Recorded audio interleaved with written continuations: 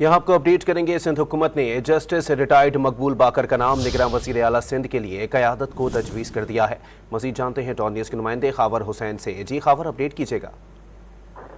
जी, सिंध हुकूमत ने निगरां हुकूमत के लिए जस्टिस मकबूल बाकर का नाम जो है वो फाइनल किया है। सिंध हुकूमत ने जस्टिस रिटायर्ड मकबूल बाकर का नाम क़यादत को तजवीज़ किया है। जस्टिस मकबूल बाकर के नाम पर पीपी क़यादत को एतराज़ नहीं है। सराय का ये कहना है कि वज़ीर आला सिंध मुराद अली शाह जस्टिस रिटायर्ड मकबूल बाकर का नाम अपोजिशन लीडर के सामने पेश करेंगे और उम्मीद है कि इस नाम पर एतराज़ नहीं होगा।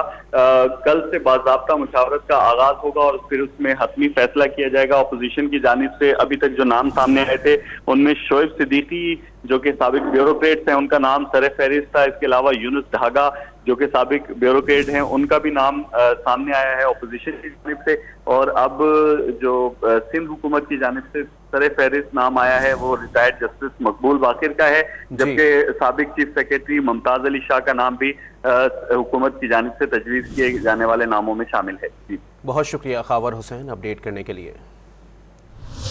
खबरें आपने मुलाहिजा की। डॉन न्यूज़ से इतना ही। मज़ीद